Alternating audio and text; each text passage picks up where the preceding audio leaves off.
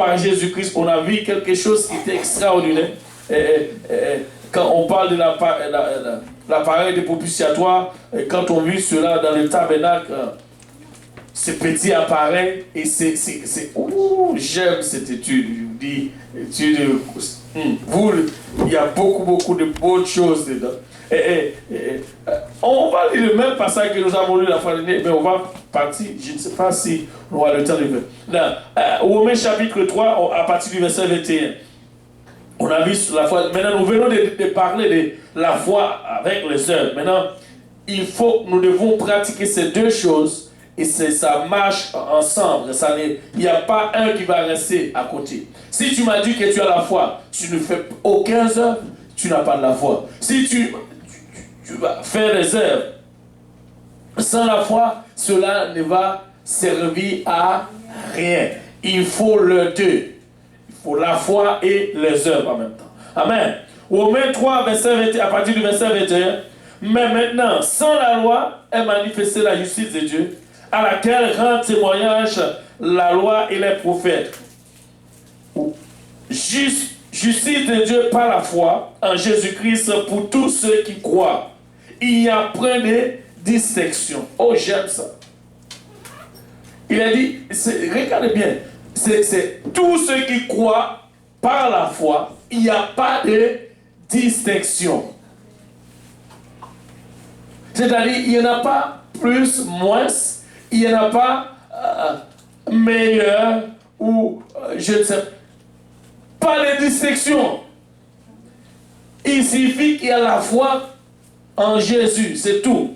Il n'y a pas de distinction. Et la Bible dit, car tous ont péché et sont privés de la gloire de Dieu. Et c'est pourquoi il n'y a pas de distinction. Qui n'est pas péché? Tous. Pas de distinction. Mais la Bible dit, au verset 24, et ils sont gratuitement justifiés par sa grâce, par le moyen de la rédemption qui est en Jésus-Christ. C'est lui qui Dieu a destiné par son sang à être pour ceux qui croiraient, victime propitiatoire. Savez-vous, afin de démontrer sa justice, parce qu'il avait laissé impunis les péchés connus auparavant, au temps de sa patience, afin que, dis-je, verset 26, de montrer sa justice dans le temps présent, de manière à être juste, tant en justifiant celui qui a la foi en Jésus-Christ. Maintenant, où est donc le sujet de se glorifier? Il est exclu. Par quelle loi? Par la loi des œuvres? Non. Par la loi de... Vous ne voyez pas encore? Par la loi des œuvres? Non. Par la loi de la foi. C'est-à-dire, la foi, c'est une loi. Comme tu dois appliquer toute l'autre loi, mais tu dois aussi appliquer la loi de la foi.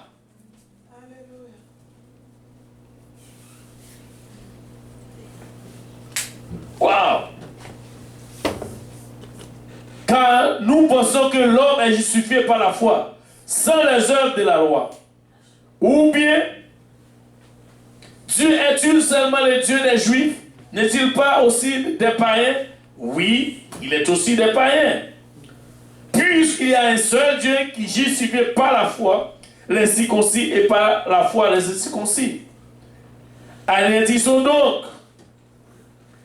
la loi par la foi, loin de là. Au contraire, nous confirmons la loi. C'est-à-dire, quand tu appliques la loi de la foi, la loi est déjà appliquée et rentrée dedans. Parce que si tu as la foi, tu vas faire toujours des bonnes choses. Et cela. Et maintenant, on arrive, on vient juste essayer de partir. Oh mon Dieu. Et je te dis, on pense qu'on a fini, mais Seigneur, aide-moi à finir cela juste avant de faire. Avant l'année, parce que je veux finir. Mais il y a encore. Nous avons parlé de. Après cela, non seulement il y a la loi de la foi, mais si tu peux voir, Jésus-Christ est devenu propitiatoire. Pourquoi est-ce qu'on parle de Jésus-Christ propitiatoire? Et dans l'appareil propitiatoire, on asperge le sang. On asperge le sang dans ce petit appareil. Quand tu le vois dans ceux qui font explosion de la parole de Dieu, on voit ce petit appareil. Et quand vous allez étudier le tabernacle. On voit ce petit appareil propitiatoire dans le tabernacle, mais la Bible dit Jésus-Christ était cet appareil propitiatoire. Et non, c'est dans cet appareil, on asperge le sang, où il y a des anges qui s'est tenus face à face sur le portrait de deux anges qui doit attirer la colère des dieux. Moi, je pensais que ces deux anges, c'était plutôt pour faire venir l'Esprit de Dieu. Mais on m'a dit une chose, c'est deux anges, au contraire, c'est pour juste amener la colère de Dieu. Ah, c'est grave. Mais quand il y a le sang, Dieu ne peut pas. Quand il veut amener la colère de Dieu, et Dieu regarde dans cet appareil et voit. Je ne sais pas, vous comprenez ce passage. Maintenant, quand tu viens de voir que la Bible dit Jésus-Christ, voilà, regardez. C'est lui que Dieu a destiné par son sang à être pour ceux qui croiraient victime propitiatoire. C'est-à-dire, cet appareil propitiatoire, comme on le voit, il a du sang dedans. Et Dieu regarde à l'intérieur de ce petit appareil. Mais de même aussi, pour nous, puisque Jésus-Christ est l'appareil propitiatoire, et cet appareil vit en nous. Quand Dieu nous regarde, il ne voit pas nos péchés, mais il voit cet appareil pour... Waouh! Et c'est puissant. Alléluia. Merci Seigneur pour cet appareil, ou pour Jésus-Christ qui est devenu pour appareil propitiatoire, ou bien, il y a deux choses. Tu peux dire propitiatoire ou bien lâche de l'alliance. Ça veut encore lâche de l'alliance, ça veut dire la présence de Dieu était là au milieu du peuple d'Israël. Et l'âge de l'alliance, et Jésus-Christ aussi, quand tu le vis à l'intérieur, c'est-à-dire tu as la puissance de Dieu en vous, en toi. Maintenant, il y a la source de la foi. La foi possède la révélation que Dieu donne lui-même à l'homme. C'est-à-dire, quand tu as la foi, tu vas voir et comprendre la révélation que Dieu lui-même donne. Parce que la foi va te faire comprendre ce que Dieu est. Waouh! Et Romains chapitre 10, 17, Hébreux 11, 1, 2. Non, pardon. Hébreux 1, 1, 2. Pas 11.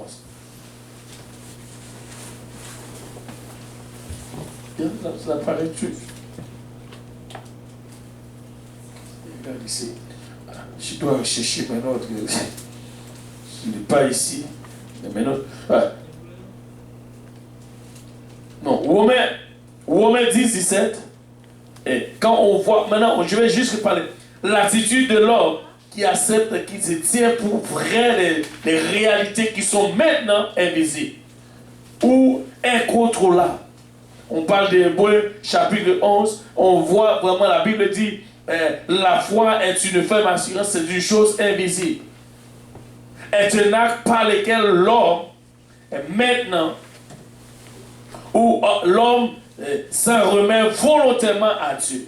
La reconnaissance comme fidèle et capable de tenir ses promesses. Écoutez, tout ce qui dit oui à Dieu doit être capable de tenir ses promesses. Il y a quelqu'un qui dit oui à Dieu. On a une petite chose pour dire. J'ai dit oui, oui, oui. J'ai dit oui, oui, oui. J'ai dit oui, Seigneur. J'ai dit oui, Seigneur.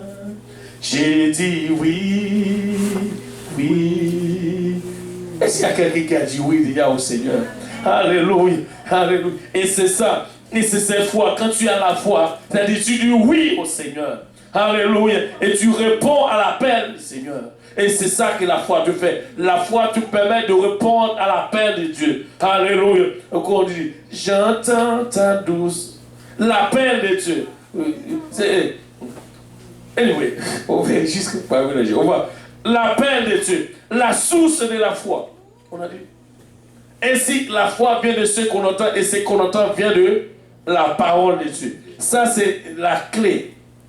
La foi vient de ce qu'on entend. Et c'est pourquoi nous nous engageons à enseigner la parole de Dieu. Parce qu'il faut que tu entends la parole de Dieu pour avoir la foi. Et la foi vient de ce qu'on entend. Et ce qu'on entend vient de la parole de Dieu. Et si tu as la parole de Dieu, savez-vous quoi? Si tu as la parole de Dieu, tu as la source de la foi. Tu dois comprendre comment gérer ces sources. Ça veut dire la source de la foi, regardez, la foi, on parle de la source de la foi, procède de la révélation que Dieu donne lui-même à l'homme. Et c'est ce que l'on veut dire le verset. Hébreux 1, verset 1, 2. Pour susciter la foi, Dieu se sert d'instruments humains qui collaborent avec l'esprit et la parole de Dieu. Savez-vous quoi? Dieu, il a, pour comprendre vraiment la source de la foi, et qu'est-ce que Dieu a fait? Il a choisi de devenir une personne comme vous et moi. Ça, c'est-à-dire la source même est venue chez nous. Quand tu as la source, c'est-à-dire, et c'est dans cette source, nous pouvons voir et comprendre la réalité qui est Dieu. Dans la source de la foi. Et la Bible dit, la foi procède de la révélation que Dieu donne de lui-même à l'homme. Et pour susciter la foi, Dieu c'est cet instrument. Dieu c'est cet instrument humain qui collabore avec l'esprit et la parole. Savez-vous qu'il y a trois choses? Il y a l'esprit, le sang et la parole. Et c'est ces trois qui rendent témoignage jusqu'à présent pour nous. Et c'est cela qui nous permet de voir la réalité qui est Dieu dans Jean 20, Jean 17, 20. On va courir pour y arriver parce qu'il y a trop.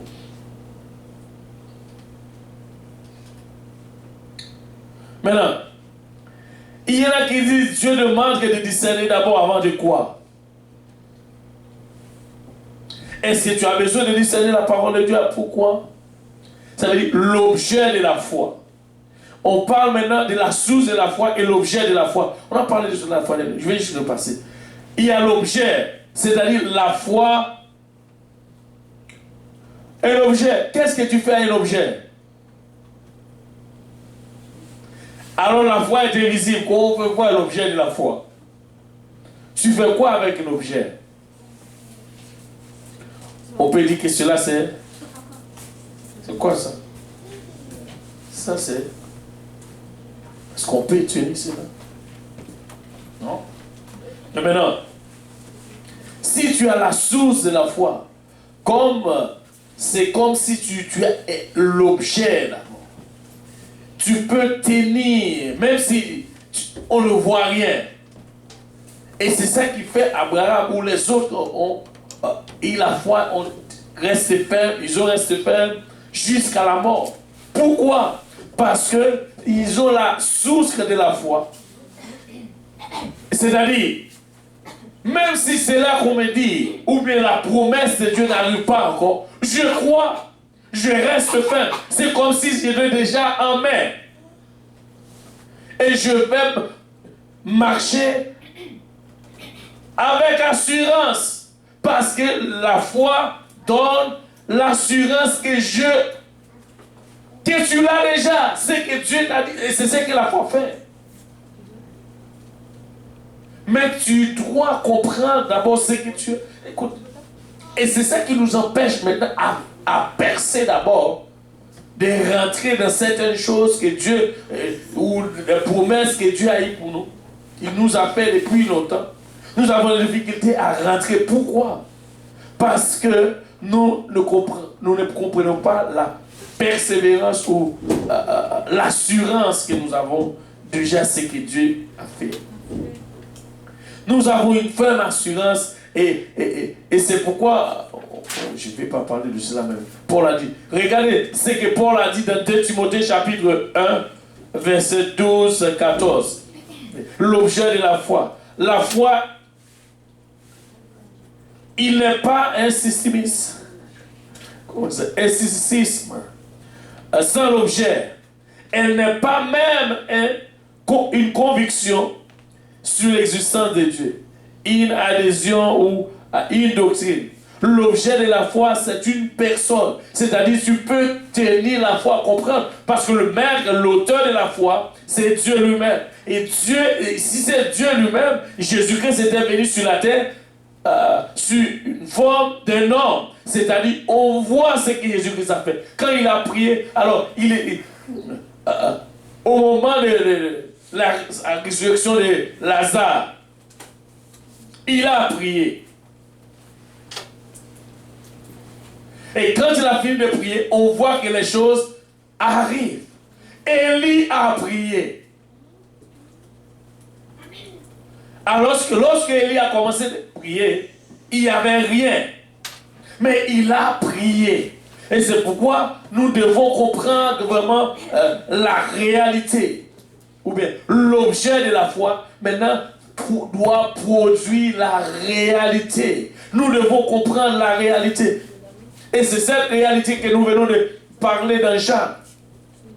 Est-ce que tu as la foi? Tu avais dit, c'est quoi le passage que je viens de dire? 2 Timothée 1, verset 12 à 14. Tu l'as déjà? C'est ça. Maintenant, ça c'est ce qu'il a dit. Est-ce que nous allons faire juste sur cela? Il a dit, et c'est à cause de cela que je souffre. Est-ce qu'il y a quelqu'un qui souffre ici en celui-là? Oh, alléluia. Souffre. En prison, il était en prison enchaîné. Souffre pour peut-être le problème, mais peut-être aujourd'hui, peut-être il y en a des gens qui sont en prison de dette, ou dans la prison de pauvreté. Prison de pauvreté, prison de dette, prison de... Je ne sais pas. Toutes sortes de problèmes. Il a dit, regardez, et c'est à cause de cela que je souffre ces choses. Mais je n'ai point honte, car je sais en qui j'ai cru. Il y a des fois, quand ils souffrent, c'est assez. On ne veut pas. Je suis persuadé. J'aime ces mots. Et qu'il a la puissance de garder mon dépôt jusqu'à jour-là, retient dans La foi. Waouh! Et dans la charité qui est en Jésus-Christ, le modèle des saintes paroles que tu as reçues de moi. Garde-les, mon dépôt. Est-ce que tu as reçu de bonnes paroles par nous ici à Montréal-Nord? Garde-les. C'est bon. C'est bonne parole. Et je me dis maintenant même Jean-Paul, et c'est pourquoi je souffre. Et je sais que le Seigneur Jésus-Christ, il a placé de bonnes choses en moi. Alors pour me garder, c'est comme des dépôts. Et si j'ai dépôt de la parole de Dieu, écoutez, si je souffre, je n'ai point honte de tout cela. Peut-être on va me regarder, peut-être les gens disent, en pitié de vous. Et moi je n'ai point honte. Pendant que quelqu'un est en train de prendre pitié, moi je n'ai point honte. Waouh! Je vais revenir encore. J'aime ce passage. Alléluia. Et c'est à cause de cela que je souffre ces choses. Mais j'en ai point honte, car je sais en qui j'ai cru. Et je suis persuadé qu'il a la puissance de garder mon dépôt. Il a la puissance pour garder cela. Alléluia. Jusqu'à ce jour. Ce jour-là, retiens dans la foi et dans la charité qui est en Jésus-Christ le modèle des saintes paroles que tu as reçues de moi. Garde le bon dépôt par le Saint-Esprit qui habite en nous. Je n'ai pas honte de souffrir. Je n'ai pas honte de souffrir. Je vais marcher en assurance. Alléluia. Parce que je sais, savez-vous quoi? Quand Paul a dit cela, ce n'est pas moi qui vais arriver pour dire, oh, alléluia. Car pour moi, je sais déjà délibation. Et le moment de mon départ est reproche. Alléluia. Pourquoi? Parce qu'il a dit, j'ai combattu. Le bon combat. C'était quel combat? Le combat de la foi. Écoute, même si c'est dur, pas le bon combat de la foi. Écoutez, même si tu ne vois rien, reste dans la foi. Dieu va, alléluia, faire que cette foi, ce que tu vois devenir réalité. Ce qu'on t'a dit, et ça fait longtemps que tu attends, il va devenir la réalité. Alléluia. La vraie foi, la foi obéissante, se démontre par des actes visibles et qui, en faisant la réalité. Et c'est pourquoi Jacques dit, je veux vous montrer la foi. Alléluia. On va retourner quand Jacques, la réalité de la foi. Oh, il donne une obéissance. Il nous fait obéir et se montre par des actes visibles qui manifestent la réalité. C'est-à-dire, c'est vrai, ça va être invisible. De quoi? Pourquoi est-ce que tu crois dans quelque chose que tu ne vois rien encore? Pourquoi tu attends quelque chose? Pourquoi tu places ta confiance dans quelque chose que tu ne vois rien? Tu ne vois même pas. C'est pas bon. Et c'est ça la promesse de Dieu. Et c'est ça qui est la réalité de la foi. Tu crois, même si tu ne vois rien encore dans tes mains. Tu dis, Seigneur, tu vas le faire. Je ne sais pas comment, je ne sais pas où et quand. Mais je sais que tu vas le faire. C'est-à-dire, la réalité du fait déjà que tu possèdes ce que tu attends de Dieu dans tes mains. Tu l'as.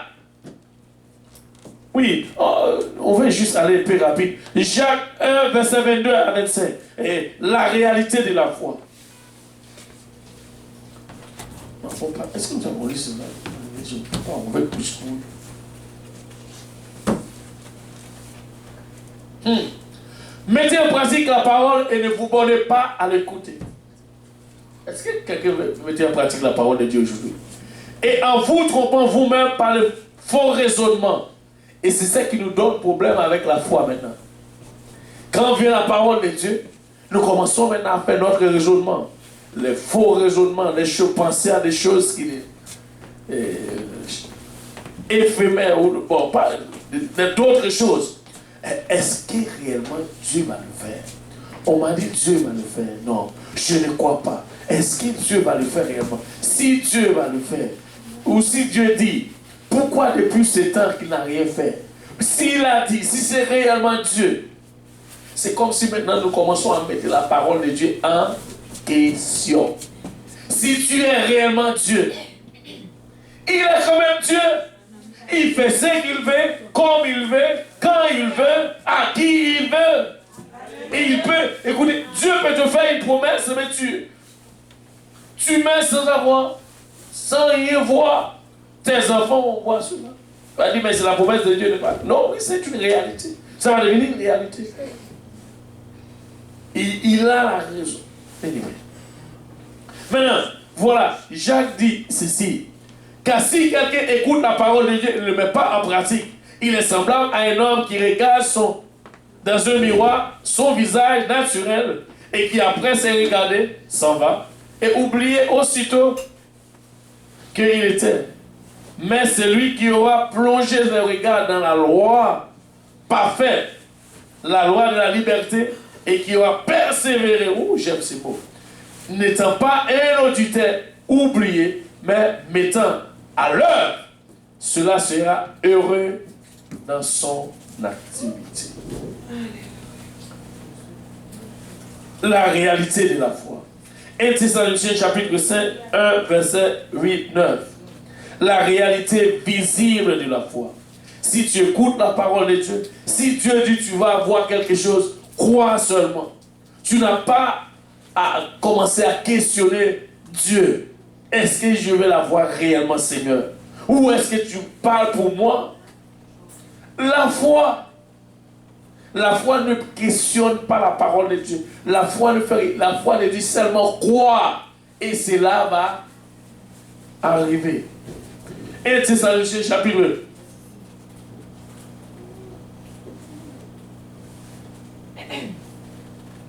1. Oh, j'aime ce mot. Qu'est-ce que vous regardez? Maintenant, mais nous qui sommes du jour, soyons. Quelqu'un se souvient de cela? Soyons sobres et ayant revêtu la cuirasse de la foi et de la charité et ayant la case de l'espérance du salut, car Dieu ne nous pas la destinée à la colère. Est-ce que quelqu'un s'en souvient? À l'acquisition du salut. C'est-à-dire, ma foi, la foi que j'ai en Dieu. La Bible dit, ce n'est pas seulement la foi. Savez-vous, la cuirasse, c'est ce qu'on appelle que cuirasse. Et c'est quelque chose comme les gens qui partent en guerre. Ils ont ces choses qui partent pour protéger, pour former, comme tu as dit, contre les cuirasses. C'est-à-dire, tant que tu vas, le cuirasse de la foi, encore, je te dis qu'est-ce que cela va faire. Nous avons parlé dessus à la fois, je vais te dire. C'est comme quelque chose que tu protèges. Non seulement tu as la protection de ceux qui restent, mais tu gardes aussi, regardez, le salut, l'acquisition du salut. C'est-à-dire, tu es protégé par la foi. Si tu as la cuirasse de la foi, pas seulement tu vas avoir la foi, mais tu as la cuirasse de la foi. Il y a trois choses, j'ai parlé d'avant. Il y a la cuirasse, il y a la plénitude. Oh, qui se souvient de l'autre? C'était toi. Je me souviens de c'est dans cette étude. On a parlé de la. Il y a encore un autre verset qui parle de la plénitude de la foi. Maintenant, si tu as la cuirasse de la foi, tu es protégé. Mais pourquoi est-ce que tu es protégé? Je vais te dire encore, la cuirasse de la foi va t'aider. Ou bien, on va considérer ça comme un scan. Est-ce que vous vous en souvenez? Quand tu vas passer quelque part, s'il y a un danger, la foi te va faire. Il te signale, il y a un danger, tu ne vas pas passer là. Et c'est là. Tu ne vas pas passer là. Quand tu te signales, tu vas commencer maintenant à regarder où se trouve le danger. Et c'est ça que là. Écoutez, je vous dis, j'aime cette étude. Alléluia. La foi, c'est fort. Ce n'est pas seulement la foi, mais la cuirasse de la foi. Et c'est ça que la réalité. Quand tu rentres dans la réalité de la foi, écoutez, je ne veux pas seulement qu'on parle de la foi seulement, mais on veut juste aller dans la réalité de la foi. Sommes-nous dans la réalité de la foi ou nous voulons seulement parler de la foi? Maintenant, qu'est-ce que tu passes à travers et qui te montre que ta foi fonctionne ou tu as la réalité de la foi? Savez-vous quoi? Nous avons entendu parler de la foi. Mais pour nous, la foi, c'est dit, on m'a dit d'avoir la foi. Non, non, non, non. Il faut que cette foi est devenue une réalité. Tu dois avoir la foi, la réalité de la foi. Et la réalité de la foi va produire beaucoup de choses. Waouh! Alléluia! Alléluia! Une cuirasse. Oh, j'aime cela. Mais premièrement, la réalité de la foi, est-ce qu'il y a quelqu'un qui est sauve ici?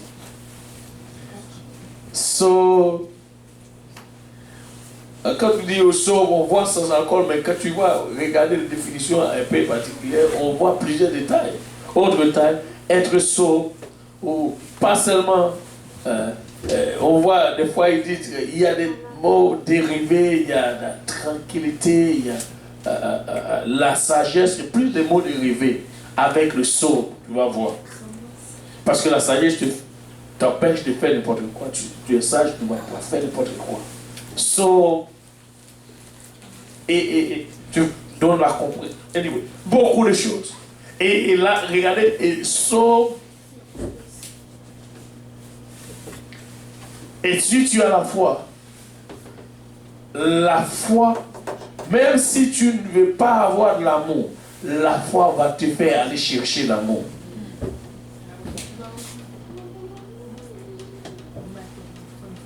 Savez-vous pourquoi est-ce que tu dois aller chercher de l'amour?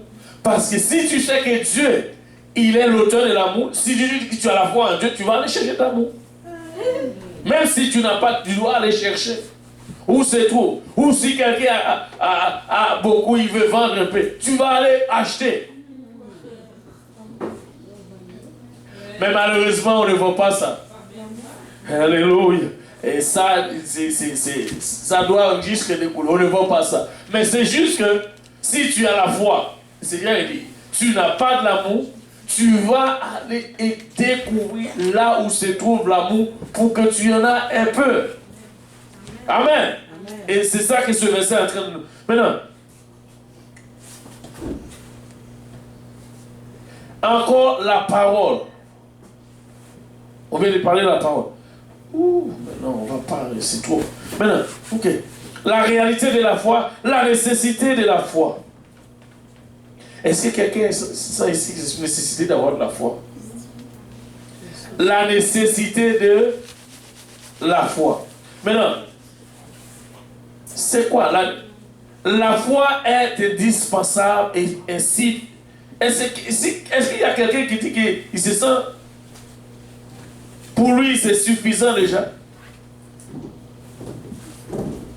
Pour obtenir le salut, mais pour progresser aussi dans la vie chrétienne. Regardez, la nécessité de la foi. Je vais te dire, c'est quoi? Qu'est-ce qui arrive ou comment nous allons... Je vais expliquer un peu la nécessité. Écoutez, est-ce que tu trouves dans une maison, je vais te montrer pourquoi la nécessité de la foi, tu vas voir clair. Maintenant, tu sais que tout ce que tu as besoin dans cette maison pour fonctionner, et tout ce que tu as besoin pour fonctionner dans cette maison, ce sont des choses nécessaires. Et si tu ne l'as pas, tu vas ressentir quelque part la nécessité d'avoir un. Parce que tu sais que dans une maison, tu vas avoir une chaudière. Ça, c'est une nécessité. Si tu ne l'as pas, avec quoi tu vas cuisiner? Tu vas avoir aller chercher d'autres choses, plein de trucs, mais tu sais qu'il y a beaucoup de choses, c'est la nécessité de la foi. C'est-à-dire, il y a beaucoup de choses que si tu veux obtenir cela par Dieu, tu dois ressentir une nécessité d'avoir la foi. Ce n'est pas quelque chose qu'on va les forcer à avoir, mais toi-même, tu dois te ressentir déjà, non, je suis dans la nécessité de la foi. C'est-à-dire, je veux avoir la foi. Peu importe, qu'est-ce que je dois faire pour avoir. Par exemple, quand tu trouves que quelque chose est nécessaire, il y en a, des fois même, tu viens emprunter même d'argent pour acheter quelque chose que tu sais qui est nécessaire si tu n'as pas d'argent pour l'acheter. Oui ou non? Parce que c'est nécessaire. Tu sais, dis, ben c'est nécessaire, puisque c'est nécessaire, je dois l'avoir et je vais avoir besoin de cela. Je n'ai pas d'argent, mais tu vas courir chez quelqu'un. Est-ce que tu peux m'emprunter cela parce que j'ai un besoin? Tu dois emprunter l'argent pour l'acheter. Parce que c'est nécessaire. Et c'est pareil la nécessité de la foi. Écoute, ne me dis pas que tu veux avoir ça. Non, non, c'est une nécessité. Pour chaque chrétien doit avoir la foi. Pourquoi? Écoutez, nous devons arriver à une place de ressentir la foi est indispensable. Je dois avoir la foi. Pourquoi je dois avoir la foi? Parce que, écoutez, ce n'est pas la foi que vous êtes. Alléluia. Parce que c'est nécessaire. La foi, c'est nécessaire. Oui, on a besoin d'autres choses, mais la foi, c'est nécessaire. Je vais te dire une chose. Écoutez, et ce n'est pas quelque chose que tu vas avoir là et arrêter. Non, tu as besoin de la foi jusqu'à la fin de son voyage. C'est nécessaire.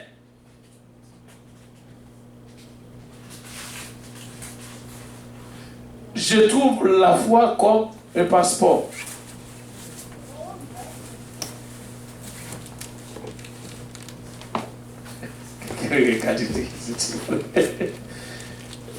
Tu ne peux pas voyager sans un passeport. la foi, tu ne peux pas voir Jésus sans la foi. Considérez la foi pour ton passeport. Waouh! C'est fort ça. Et c'est nécessaire. Et si tu n'as pas le passeport, tu veux voyager, tu vas faire quoi? Si tu n'as pas d'argent, tu vas dire, je vais voyager. Ben, si tu n'as pas d'argent aussi, tu ne vas pas voyager. Anyway, ben, tu dis, ben, je n'ai pas de passeport. J'ai mon ticket. On m'a payé le ticket, mais je n'ai pas de passeport. Pas de voyage. Quand tu arrives à l'aéroport, la première chose qu'on va te demander quoi? Ton passeport. C'est-à-dire, je dois avoir la foi. C'est nécessaire.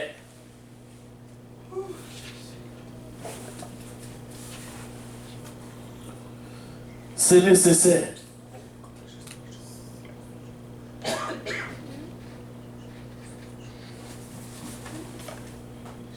Et normalement, tu ne vas rien croire si tu n'as pas.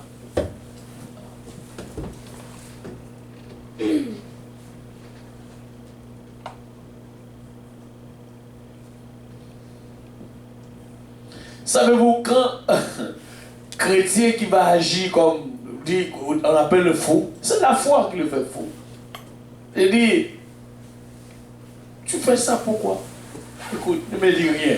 J'ai la foi tout simplement. Tu vas courir. Ça veut dire ce que la foi va te faire. La foi, quand Dieu t'a dit, assis, tu vas t'asseoir. Si Dieu t'a dit courir, c'est ça que la foi fait. La foi te fait croire dans tout ce que Dieu t'a dit. Puisque c'est la parole de Dieu, tu crois. Tu n'as pas... Écoutez, savez-vous quoi? Il y a plein de gens qui sont en train d'argumenter à la parole de Dieu. Pourquoi? Ils n'ont pas de la foi. Si tu le demandes la foi, je vais te... Maintenant, quand je dis cela, je vais trouver pourquoi. Parce que la foi te fait... C'est pour la démonstration. Tu vas faire un mouvement quand tu as la foi. Ou la foi te fait croire et croire va te faire un mouvement. Tu sais que... Alléluia. Maintenant, où est-ce qu'on était? La réalité de la foi. La nécessité de la foi. La foi est indispensable et suffisante pour obéir le salut, mais aussi pour progresser dans la vie chrétienne. Si tu n'as pas de la foi, tu vas être chrétien aujourd'hui, demain, le monde. Le monde, c'est vrai.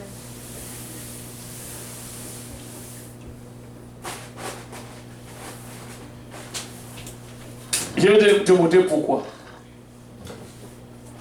Hébreux 6, verset 11. Je vais te montrer pourquoi. Regarde ce que ce verset dit. Si tu n'as pas de la foi, ne me dis pas que tu vas continuer ta marche chrétienne. Oublie ça. Regarde. Hébreux 11, 6, pardon. J'ai dit 6, 11. Ok, attends. Donne-moi ce verset. Attends. Peut-être des fois quelque chose vient de passer. Nous désirons que chacun de vous montre le zèle, le même zèle pour conserver jusqu'à la fin une pleine. Je ne sais pas quand ça vient, je vais le prendre quand même parce que, regardez, il y a le même zèle pour conserver quoi? La persévérance. Ouais. Ouh, alléluia. Peut-être que des fois, je ne sais pas. En sorte que vous ne vous relâchez point et que vous imitez ceux qui, par la foi et par la persévérance, héritent la promesse. Héritent des promesses. Mais donne-moi l'autre passage. Mais regardez. Alléluia. Or, sans la foi, il est impossible de lui être agréable. Car il faut que celui qui s'approche de Dieu croit que Dieu existe. Éclairer le rémunérateur ceux qui le cherchent. Si tu n'as pas de la foi, Ou si tu m'as dit que tu veux continuer ta marche chrétienne sans la foi, oublie ça. D'ailleurs, sans la foi, il n'y a pas de chrétienté. Il n'y en a pas. Parce que si tu n'as pas de la foi, tu n'es pas agréable avec Dieu. Alors, il n'y a pas de mot chrétien, oublie le mot chrétien. Ce n'est pas du tout dedans. Il faut que tu aies la foi pour être agréable à Dieu. Amen. Alléluia. Maintenant, où est-ce qu'on est? Les bénédictions de la foi. Là, quand on parle des bénédictions de la foi, tout le monde est d'accord. Bon, puisqu'il y a les bénédictions, je vais avoir la foi. La foi, les bénédictions, c'est pas la foi que l'homme reçoit les nombreuses bénédictions. Si tu n'as pas la foi, tu ne vas pas recevoir ce que Dieu t'a.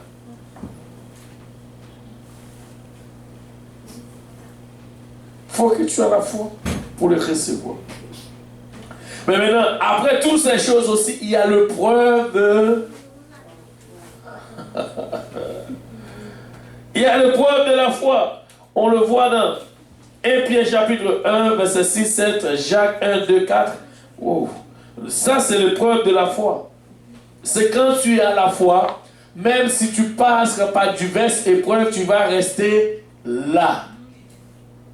Et c'est là qu'on parle de la preuve de la foi. Et la foi, maintenant c'est comme si tu vas, tu es devenu, Dieu permet la tentation. Non, Dieu ne donne pas la tentation, je ne sais pas. Parce que la Bible dit Dieu ne tente personne. Il permet, mais il ne tente personne. Regardez bien, il permet, mais il ne tente personne. Il permet. Ça veut dire quand tu le permets, ce n'est pas toi qui es l'auteur.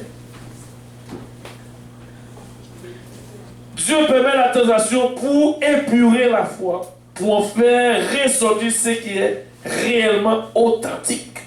Waouh! Pourquoi est-ce que Dieu permet que cela arrive? Parce que Dieu veut t'amener dans une autre dimension.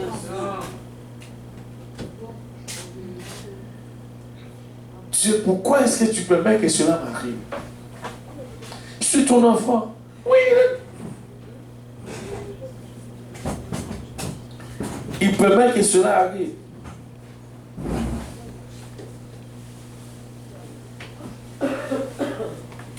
Wow. 1 Pierre 1, verset 6, 7. Le preuve de la foi est destiné à perfectionner et fortifier les croyants. Le preuve de la foi est destiné à perfectionner et fortifier le croyant. Ça veut dire quand on parle perfectionner, ça veut dire la perfection. Et fortifier les croyants. Si tu veux être fortifié, tu dois passer par l'épreuve. Après avoir passé par par l'épreuve, tu vas devenir, ouh, alléluia, je suis content, je suis passé par là. Et tu vas, après avoir sorti, tu vas dire, encore, qu'est-ce que vous donne-moi le verset? Tu es là? Regardez, cela, c'est qui fait votre joie, croire maintenant, puisqu'il le faut, vous soyez attristés pour un peu de temps par diverses épreuves. Est-ce qu'il y a des gens qui passent maintenant par l'épreuve? Alléluia. Diverses épreuves. Avec le preuve de votre foi, regardez, le preuve de votre foi, plus précieuse que l'or périssable, qui cependant est éprouvé par le fait, et pour résultat, la louange. Regarde. Merci Seigneur, tu es là aujourd'hui. Alléluia. Pour résultat, la louange, la gloire et l'honneur, lorsque Jésus-Christ apparaîtra. Je suis très content de toi, tu es là aujourd'hui. Alléluia. Qu'est-ce que ça? Le preuve de la foi. Et nous voulons vraiment accueillir ou avoir toutes ces choses qui vont nous permettre de rester fidèles et confiance, alléluia, en notre Dieu qui nous a fait tellement de promesses. Nous avons de nombreuses promesses. Mais, comment nous allons obtenir ces promesses? Nous avons de nombreuses promesses. Mais il y a des choses, quand tu viens, et c'est pourquoi la Bible dit, soyez fort pour ton épreuve. Parce que l'épreuve, ça va te secouer. Tu vas quand même secouer. Quand même l'épreuve. Tu vas te secouer. Je te dis. Et c'est là même, il y a des moments où quand vient les épreuves, tu dis, je ne pense pas. Je vais à... Pourquoi le mot? Les mots à présent toujours. Dépend de notre vocabulaire. À chaque fois qu'il y a une situation difficile, les premiers mots qui viennent, ah. Ce n'est pas... Tu sais quoi? Même... Avez-vous remarqué... Qu'est-ce qu'elle a? Hein? Ok, laisse-la. Liline, arrête Liline, ok? Liline. Mais tout juste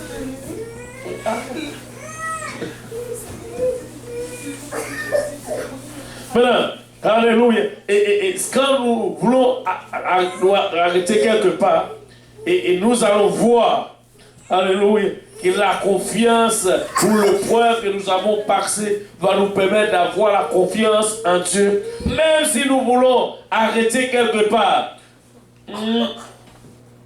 notre confiance va dire, ce n'est pas le moment. C'est-à-dire qu'il n'y a pas encore de bonnes choses qui t'attendent. Continue ta marche. Alléluia. Continue ta marche. Et c'est pourquoi la confiance en Dieu refuse. Comme je vais dire, ce n'est pas une coïncidence. Tu vois, il y a 2 lettres dans l'alphabet, c'est 2 premières lettres de l'alphabet français. Bon, je ne sais pas qu'on dit. Il y a 26 lettres dedans. Mais nous avons tendance à garder ces 2 mots. Quand on fait des moments difficiles, A et B changer, et B va faire continuer le reste. A et puis le B va continuer. Le B est là, mais il va juste continuer à écrire. On a 10 lettres. Et pourtant, savez-vous quoi? Ces 3 premières lettres dans l'alphabet français aussi qui nous permettent de monter avec Dieu. Waouh! C'est coïncidence? Si tu t'abaisses, Dieu va faire quoi? Waouh! Gloire au nom de Jésus-Christ. Maintenant, la confiance. Et la confiance maintenant, c'est comme si avoir la confiance en Dieu nous donne une exigence. C'est quoi l'exigence que j'ai alors? Savez-vous, des fois tu as l'exigence de faire quelque chose, tu dois le faire. Avoir la confiance de Dieu t'amène à une exigence où tu ne vas pas arriver à un moment où tu vas dire non, je vais abandonner. Non. Cette exigence qui te dit tu dois arriver jusqu'au bout. Parce que, et c'est là que tu donnes l'exigence. Maintenant, le mot humain apparaît rarement. Confiance. Dans le psaume 126, par exemple, auteur proclamait la confiance en Dieu en se référant. Je vais partir rapide. Son intégrité comporte l'exigence fondamentale d'une juste attitude de foi. Waouh! D'une juste attitude de foi en Dieu semblable à celle du Nouveau Testament, bien qu'il exprime dans l'exigence d'une vie droite. C'est ça que la confiance fait. La confiance exige de marcher dans l'intégrité. Et une autre exigence, et c'est fondamental, tu restes juste avec une attitude de la foi. C'est que cette étude, je crois que cette étude continue jusqu'en 2000. Mais malheureusement, c'est loin. Exigence. Et c'est de rester droit devant Dieu. Dans Psaume 37, 3 et Proverbe 3, 5. C'est ça que la confiance fait. Confie-toi en l'Éternel, ne t'appuie pas.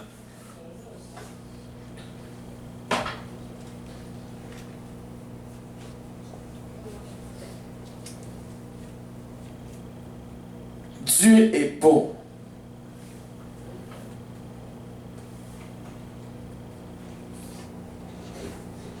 Dans Psaume 18, 2, la Bible, il y en a qui considère Dieu comme un rocher solide, digne, confiance. Tu places ta confiance en Dieu. Regardez. Et tu t'appuies là. Éternel, mon rocher, ma forteresse, mon libérateur, mon Dieu, mon rocher, je trouve un abri, mon bouclier, la force qui me sauve, ma haute retraite.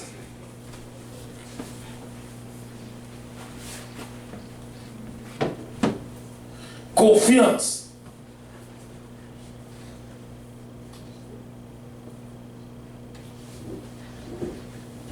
Maintenant, quelquefois, dans Jean chapitre 3, 16 à 16, 30, quelquefois l'objet de la foi est indiqué, ce qui montre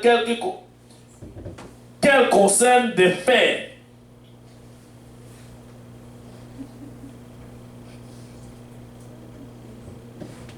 Waouh! Quelquefois l'objet de la foi est indiqué, ce qui montre qu'elle concerne des faits. Matthieu 21, verset 32, Jean 5, verset 24. La croyance, c'est ce qu'est-ce que Dieu a révélé est vrai, conduira à la foi véritable. Wow. Je vais courir parce qu'il n'y a pas de temps, mais c'est trop beau cette étude. C'est trop bon. Alléluia. La formule caractéristique pour la foi qui sauve est croire.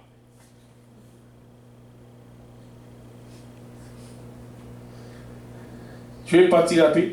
Dans Jean 15, verset 4, le verbe est toutefois souvent utilisé seul. Jean 4, 41, et les chrétiens sont appelés simplement le croyant. Tu dois croire pour être chrétien. Tu es chrétien et tu le crois. Tu crois juste à une mesure. À une mesure, il y a quelquefois tu ne crois pas. Tu n'es plus, le jour où tu arrêtes de croire, tu n'es plus chrétien.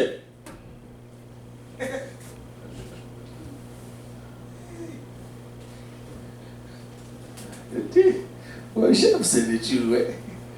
Alléluia. On n'est pas beaucoup, mais c'est ce qui ne vient pas souvent ici. On ne joue pas